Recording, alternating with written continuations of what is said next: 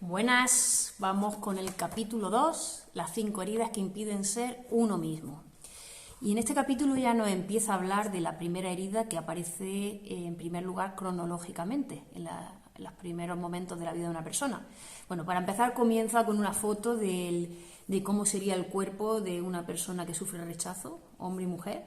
Y bueno, podemos ver que son cuerpos muy delgados y bueno, más adelante va explicando en concreto cómo son.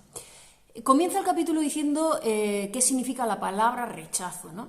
Y la palabra rechazo, según el diccionario, puede significar resistir, contradecir, no admitir, denegar, mostrar oposición o desprecio.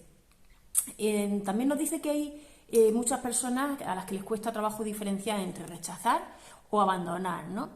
Y aquí explica que la diferencia es que cuando abandonas a alguien, quiere decir distanciarse de esa persona por algo o por alguien más, mientras que rechazar significa rehusarla, no desear tenerla cerca, no desear que esté en su vida, ¿no?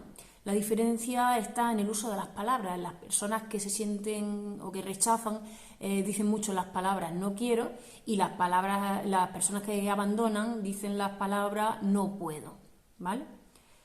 Nos dice que esta herida, la del rechazo, es una herida muy profunda porque la persona que la siente se siente rechazada en su interior. Incluso puede referirse a su derecho a existir, como que no tiene derecho a existir. Y dice que de las 5 heridas es la primera que se suele manifestar, de las que se manifiesta a edades más tempranas, ¿no?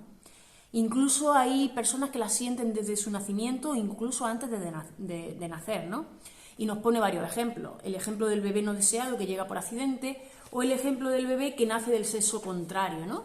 Y aquí inevitablemente se me viene a la cabeza a mi hijo pequeño, Dani, ¿no? Porque ni mi marido ni yo queríamos que fuera un niño, queríamos que fuera niña, ¿no? Con lo cual es muy posible que tenga esta herida. Dice que, bueno, que esta herida los progenitores la pueden manifestar en su hijo incluso inconscientemente, y efectivamente así fue, ¿no? Y que por eso es muy probable que una persona que sufre rechazo sea atraída y tenga unos padres, unos progenitores que se sienten atraídos por la misma experiencia, ¿no? Dice que la persona que se siente rechazada no es una persona objetiva, ¿no? Y muchas veces se siente rechazada aunque realmente no es así, ¿no? Yo creo que en general todo es subjetivo, no solo la persona que se siente rechazada, ¿no? Pero posiblemente sea más acusado en estas personas.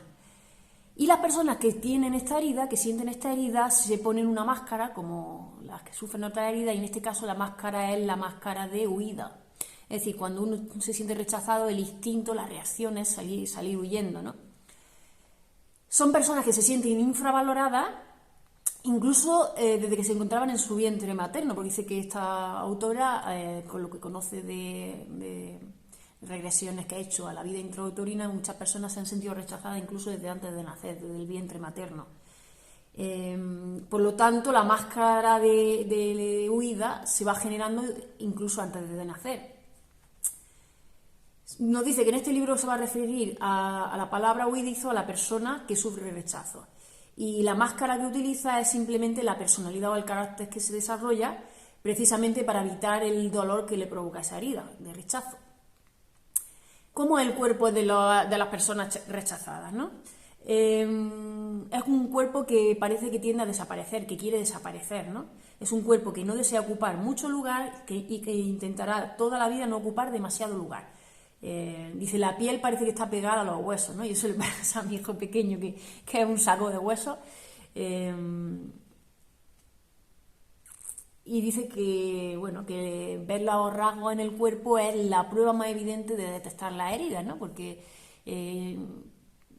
detectar los rasgos emocionales o intelectuales es más complicado porque el ego tiende a ocultarlos, a negarlos, ¿no?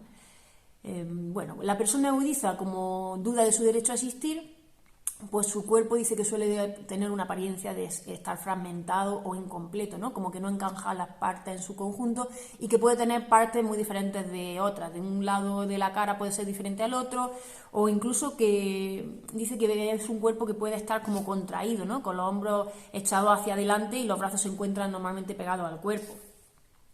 Dice que cuando veamos a alguien con un cuerpo deforme, como que nos produzca una sensación de lástima, es posiblemente una persona que tiene esta herida de rechazo.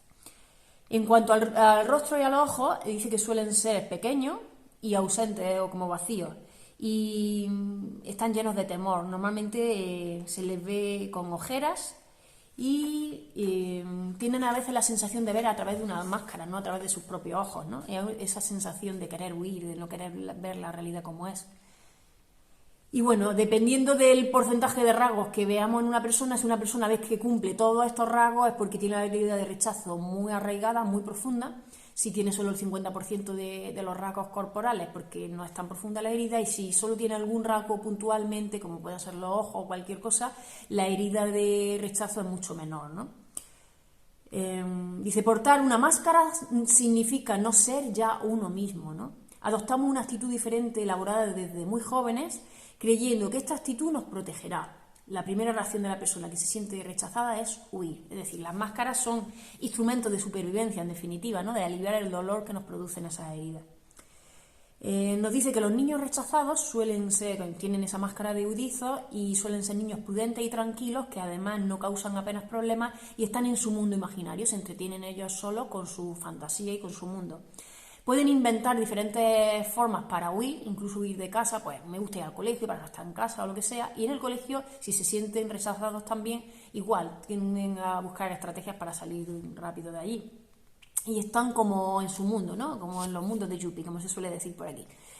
Dice, hay niños huidizos que tienen el cuerpo más pequeño de otros niños de su edad y entonces los padres se encargan de repetir una y otra vez, mi hijo es que es muy frágil, es que es muy pequeño, lo que sea, dice, y la tendencia de esos progenitores, de esos padres es a protegerlo en exceso, ¿no? Esos niños se pueden sentir sofocados, agobiados, ¿no? de tanta sobreprotección. Y es ahí donde el niño siente como que no lo aceptan tal y como es y vuelve a sentir el rechazo, ¿no? Porque la herida sigue estando ahí. Se siente rechazado incluso en sus capacidades, ¿no? Porque no se le valora.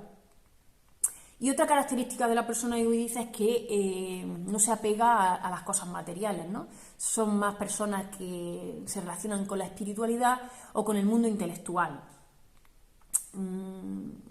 Bueno, incluso pueden tener ciertas dificultades en su vida sexual, pues pueden tener la creencia de que la sexualidad puede interferir en su espiritualidad, ¿no? Incluso dice que hay personas huidizas que les resulta difícil pensar que necesitan la sexualidad como cualquier otro ser humano. Lo que tenemos que tener claro es que la herida de rechazo está íntimamente relacionada con el progenitor del mismo sexo, ¿no? Dice, el progenitor del mismo sexo desempeña la función de enseñarnos a amarnos y a darnos amor.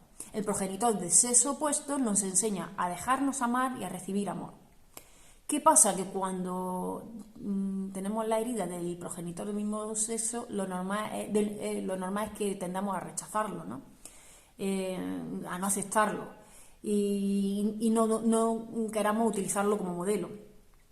En general, la persona huidiza se infravalora y a toda costa quiere ser perfecta, tener reconocimiento ante sus propios ojos y ante el de los demás, ¿no? Por eso la perfección, para ver si por ahí alguien lo acepta. Palabras recurrentes que usan las personas huidizas es la palabra nada, que la usan a cada paso, o la palabra inexistente, ¿no? En vez de decir, te preguntan cómo está algo, y en vez de decir pues regular, bien o mal, dicen no hay, de lo que sea, inexistente, no existe relación con tal persona o lo que sea. Nos resalta que es particularmente el progenitor del mismo sexo quien fomenta la huida del niño a que se siente rechazado. O sea que ya nos está dando muchas pistas y ya podemos identificar personas de nuestro entorno, incluso nosotras mismas, si nos identificamos con esta herida o no. Y la verdad que con esta herida no me identifico demasiado, pero yo que ya me he leído el libro, más adelante sí detecté dos heridas que bueno, me identifican plenamente, me identifico con ellas plenamente. Así que nada, espero que os esté gustando este libro, pero os aseguro que vamos a aprender muchísimo de nosotros mismos y de las personas que tenemos a nuestro alrededor y va a ser fundamental para encauzar esa herida y aliviar el dolor de muchas personas. Nada, lo dejo aquí y nada, seguimos avanzando con este libro. Besos.